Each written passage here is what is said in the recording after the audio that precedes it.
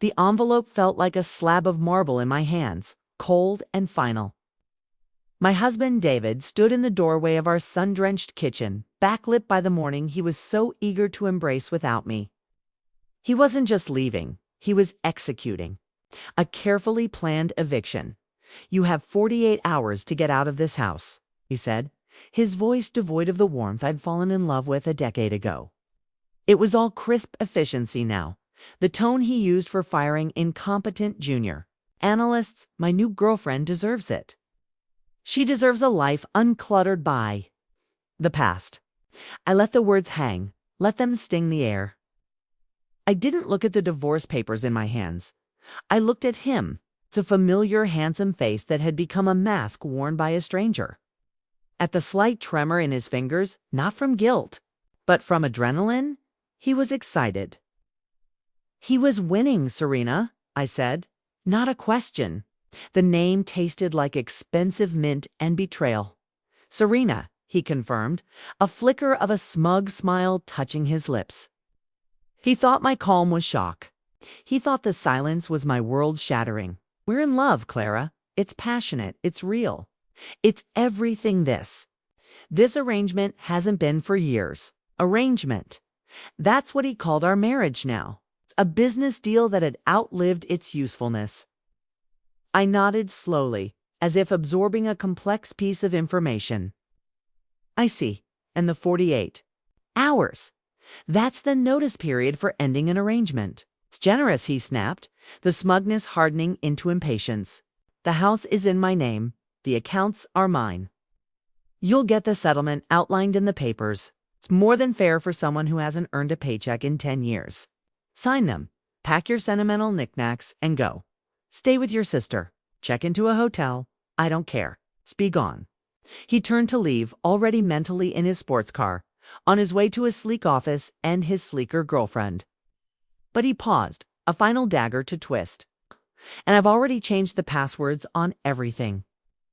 The bank, the credit cards, the security system. I'd hate for you to do something emotional on your way out." Then he was gone. The roar of his German-engineered car faded down our tree-lined street. A street I'd chosen for its old oaks and sense of permanence. I stood there in the beautiful, empty tomb of a kitchen I'd designed, and I finally let my lips curve. Not into a frown, into a smile, because he was right about one thing. I had 48 hours. But he was wrong about everything else. He thought the game was ending. He didn't realize I'd been playing a different one entirely. On a board he couldn't even see for much longer than 48 hours. My clock started ticking 2 years, 3 months, and 14 days ago. That was the day I found the first receipt. Not for a hotel or jewelry, but for a corporate law firm specializing in high net worth divorce and asset protection. David Thorne, client. He'd met with them 6 weeks prior. That wasn't the stumble of a man tempted by a pretty assistant. That was the cold opening move of a strategist. That was the day the woman I was, the trusting, accommodating, homemaking wife, began a quiet, meticulous metamorphosis. I didn't pack my knickknacks first. I walked with deliberate calm to my gardening shed. Inside, behind bags of potting soil and terracotta pots, was a false panel. Behind it, a fireproof lockbox. Not a sentimental safe for love letters, but an arsenal. Inside was a cheap laptop, a stack of prepaid phones, a ledger of my own, several USB drives, and a single, unassuming key. I took the key and drove my modest, paid-off hatchback, the one David derisively called my gardening cart, to a storage facility on the industrial side of town. Unit B17, the air inside was cool and still, smelling of concrete and dust. It did not contain old furniture. It contained my life's work for the past 27 months. 3 filing cabinets, large whiteboard covered in a web of connections. Names and numbers that would make a forensic accountant dizzy. A printer, a small server. This was my war room. While David was whispering sweet nothings to Serena in expensive restaurants, I was here cross-referencing bank statements, digging through publicly filed corporate documents, following digital breadcrumbs he never knew he dropped. You see, David's sin wasn't just infidelity. That was almost mundane. His sin was arrogance. He believed his intelligence was superior, his schemes impervious. He believed that because I poured his coffee and remembered his dry cleaning, my mind had atrophied. He forgot I held a degree in forensic accounting. He forgot I worked for the very regulatory body he was now so deftly circumventing before I chose to stay home at his urging. He forgot I was the one who, in our early lean years, had kept our personal books so pristine we got audited twice and owed nothing. I powered up the laptop and made my first call on a burner phone. "Evelyn," I said when the sharp, no-nonsense voice answered. "Clara, is it time?" "It's time. The papers were served this morning. The clock is officially ticking. He's given me 48 hours to vacate." I could almost hear her smile through the phone.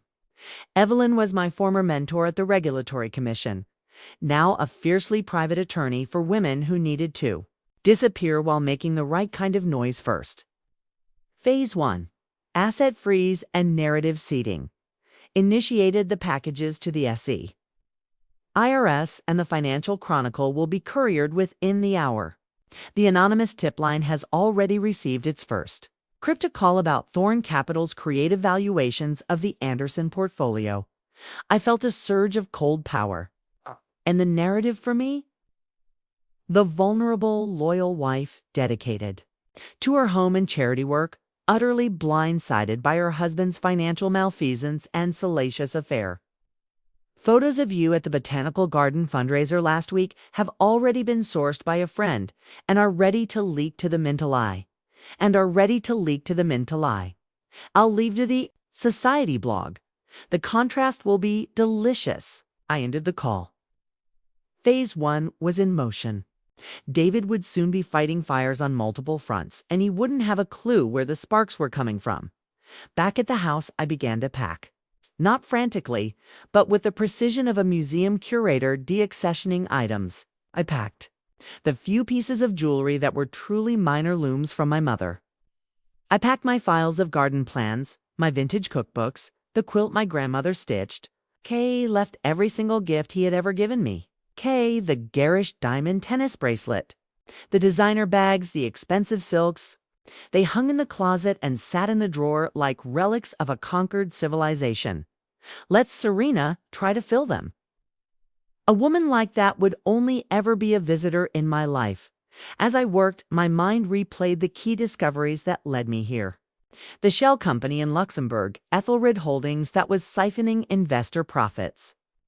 The doctored performance reports for the pension fund of a local teachers' union. The most damning find, the secret trust in the Cayman Islands. Not in his name, not in Serena's, but in the name of her chronically ill younger brother. David wasn't just stealing. He was building a lifeboat for his new family, using stolen timber to construct it. My second call was to a man known only as Costas. He was a private investigator of particular skill and discretion. Paid from an untraceable fund I'd created by slowly selling the jewelry David gave me over the years to a boutique dealer in another state. Costas. The subject will likely be at the firm until late. Crisis management. It's the perfect window for the apartment. Understood, his gravelly voice replied. The package will be delivered and the photographic evidence acquired. The package was a simple, unmarked box containing a burner phone. It's preloaded with a single text message thread and incriminating photos. The photos were of Serena, not with David, but with a different Manna, handsome, dangerous looking man with ties to a known organized crime family. The texts, fabricated but utterly believable, showed Serena promising this man access to David's financial systems in exchange for them forgiving her brother's substantial medical debts. It was a masterpiece of misdirection. The photos were real, the debt was real, the connection was real. Only the conspiracy was my invention. A gift, waiting for David to discover it. I wanted him to find it. I wanted him to question the beautiful, desperate creature he was blowing up his life for. I wanted paranoia to be my ally. The first ripple hit at noon. My personal phone, the one David still paid for, buzzed. A notification from our joint banking APO password reset confirmation. He'd locked me out, just as he said he would. I smiled. He was so predictable. Minutes later, a news alert popped up on the screen. Rumors swirl around Thorn Capital after bizarre social media posts. I opened my laptop and watched in real time as the digital world I'd set ablaze began to smoke. David's LinkedIn profile now stated he was exploring new opportunities in ethical finance after a period of reflection. His Twitter feed was a stream of deleted tweets.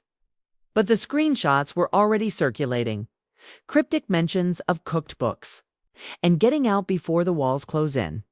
The comment sections were filling with nervous investors and gleeful competitors. Phase 2 began with the doorbell. It was a courier with a massive, extravagant bouquet of 24 blood-red roses. The card, in my forged handwriting, read, *2, my brave lioness. The board is on fire, but will rise from the ashes. Tonight, our new chapter begins. Destroy your phone. I'll contact you on the new one. Yours, D. I paid the courier and placed the roses prominently on the foyer table where David would see them the moment he walked in. Let him wonder who sent them. Let him think Serena had a secret admirer, a partner in his crime, another player he hadn't. Accounted for, my own phone rang. It was David. His voice was a strained wire, vibrating with panic. Clara, have you seen the news? Have you been on my social media? I've been packing, David, I said, my voice a masterpiece of weary sadness. I don't have the energy for social media. Someone has hacked me. They're ruining everything. You have to. You have to come to the office. You have to tell them it's a hack that I'd never tell who, David. I interrupted softly. The board. Your clients. Why would they believe me? I'm just the wife who didn't earn a paycheck, remember? The one with 46 hours left? To get out? He made a strangled sound and hung up. The second ripple was becoming a wave. By late afternoon, the local society blog, Guilt and Whisper, ran its piece. Philanthropist heartbreak. Is Clara Thorne the latest victim of a wolf in wolf's clothing? It featured glowing photos of me at charity events, coot from the head of the botanical garden about my dedication and quiet integrity, and subtle hints about David's flashy new companion and recent mysterious business moves. The court of public opinion was now in session, and I was cast perfectly as the wronged saint. As dusk painted the sky, I executed Phase 3. The home front. Using the old hardwired landline phone David considered obsolete, I called our security company. I used his mother's maiden name and the last 4 digits of his social dials I'd harvested years ago. Yes, this is Eleanor Thorne, David's mother. He's asked me to house sit while he and Clara are on a sudden marital retreat to save their marriage. Very hush-hush. He said you'd be sending a new code for the alarm system. He's in meetings all day and asked me to handle it. The customer service agent, after minimal verification, provided the new temporary code. The arrogance of men, they never think to put a verbal password on an account. Now, I could come and go even after the locks were changed. Next, I accessed the home smart system. I changed the settings on the thermostat to blast heat at 85 degrees overnight. I scheduled every sprinkler zone to run for 3 hours at 3 a.m.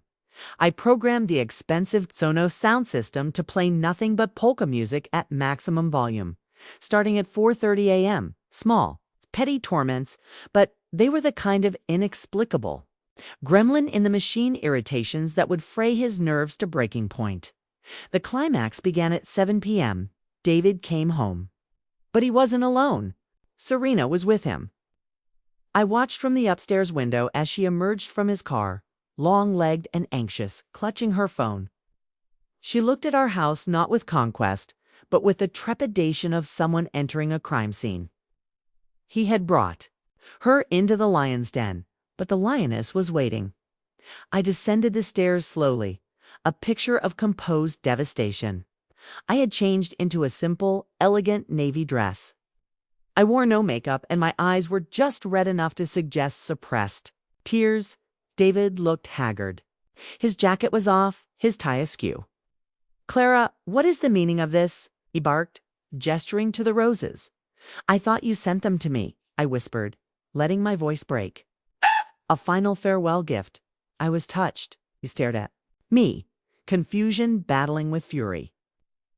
Serena shifted uncomfortably, her eyes darting to the roses, then to David, then to the opulent hallway. She saw the proof of the life she coveted, but it was shadowed now, haunted. "David, we need to talk," Serena said, her voice tight. "Alone. It's important." "Anything you need to say to him, you can say in front of me," I said, drawing myself up with a dignity that felt ancient. "I am still, for 45 more hours, his wife. This is still, for now, my home." "Fine," David snapped, running a hand through his hair. "What is it, Serena?" She bit her lip, then blurted it out. "My apartment was broken into. Not ransacked, just searched. And this was left on my kitchen counter." She pulled out the burner phone from Custas. She handed it to David. "Look at the photos, look at the texts." David scrolled, his face draining of all color. He looked from the photos of Serena, with the dangerous-looking man, to the fabricated texts promising financial access. His head snapped up, his eyes wide with betrayed fury. "You're working with Marko Volkov. You're trading my firm's security for your brother's debts." "No, David, I swear." "I know him. Yes, he's a friend of a friend. But I never. Those texts aren't from me." "I don't know how they got there." "A friend," David roared, his voice echoing in the high ceiling. "Marko Volkov is a financial shark, a criminal, and you're just friends." While they were locked in their escalating panic, I walked quietly to the foyer table. I picked up the bouquet of roses, pulled out the card, and slipped it into the pocket of David's discarded suit jacket hanging on the banister. A seed of reciprocal paranoia. "This is a setup," Serena cried, tears of genuine frustration in her eyes. "Someone is trying to frame me, to drive us apart." "Or," I said, my voice so quiet they both swiveled to look at me, "someone is showing you who you're really in bed with, David. In every sense." The doorbell rang again. This time, it was two men in severe dark suits. They held up badges. "Sec, we're here for David Thorne. We have a warrant to seize documents related to Ethelred Holdings and the Teachers Union Pension Fund audit." David's world, the one he built on lies and stolen money, caved in right there in the marble foyer. He stammered. He protested. He called his lawyer. The agents were polite and immovable. They began to box up his home office computer and files. One of them glanced at the whiteboard I kept in the kitchen, an innocent one with garden plans and grocery lists. He gave me a small, sympathetic nod. The narrative was holding dot in the chaos. Serena slipped out, her dream dissolving into a nightmare of federal agents and a lover's terrifying accusations. David was taken downtown for questioning. The house was suddenly profoundly quiet. I had 24 hours left. The anticlimax was not a disappointment, but a serene, satisfying settling. That night, I slept peacefully in my own bed for the last time. 4:30 a.m., as programmed, the polka music erupted through the house speakers. I imagined David in some sterile interrogation room or a lonely hotel, jumping at phantom sounds. In the morning, I made my final preparations. I met Evelyn at a nondescript cafe. She slid a new driver's license and passport across the table. A new name. A new life funded by the whistleblower reward that would soon be a percentage of the millions David would be forced to disgorge. "The narrative is perfect," Evelyn said. "You're a tragic figure, fleeing the media scrutiny and personal humiliation. The world will forget about Clara Thorne in a few news cycles. You'll be free." I took the documents. They felt light, promising my final act was to return to the house one last time. I used my security code and entered the silent, slightly torn space. The roses were wilting. I went to David's study. From the back of his desk drawer, I retrieved a small framed photo he kept hidden. It was of us, years ago on a hiking trip in Colorado. We were sunburned, smiling, our eyes full of a future we believed in. I didn't take it, simply turned. It face down. Then, I placed a single, handwritten note on the kitchen island, next to the espresso machine he loved so much. Asterisk David. Asterisk, asterisk, you gave me 48 hours to leave. It was all the time I needed. Asterisk, asterisk, you thought you were serving me papers. You were actually serving yourself. Asterisk, asterisk, you thought you were upgrading. You were only trading down. Asterisk, asterisk, the house is yours. For now, but a house built on sand cannot stand. And you, my love, are the sand. Asterisk, asterisk, don't bother looking for me. I am already gone. Cy always hated polka music. Clara asterisk, I walked out, pulling my single suitcase behind me. I didn't look back. I got into my hatchback and drove towards the highway, towards the coast, towards a life of my own design. A week later, settled in a cottage by the sea, I saw the news. David had been formally charged with multiple counts of fraud, embezzlement, and securities violations. Serena, in a bid for leniency, had given a tearful press conference, portraying herself as another of his manipulated victims, unaware of the illegal source of the money he lavished on her. They were turning on each other, a predictable end too, a love story born of greed and deceit. The article mentioned that Thorne's estranged wife, Clara, had retreated from public view, her whereabouts unknown. A footnote, a ghost. I closed the laptop and walked outside. The ocean air was clean and sharp, scented with salt and pine. I listened to the relentless, calming crash of the waves, a sound that erased all others. It gave me 48 hours to leave his world. And in that time, I didn't just leave. I dismantled it brick by gilded brick and carried the key to my freedom away in my pocket. The smile I wore now was no longer a weapon. It was simply my own.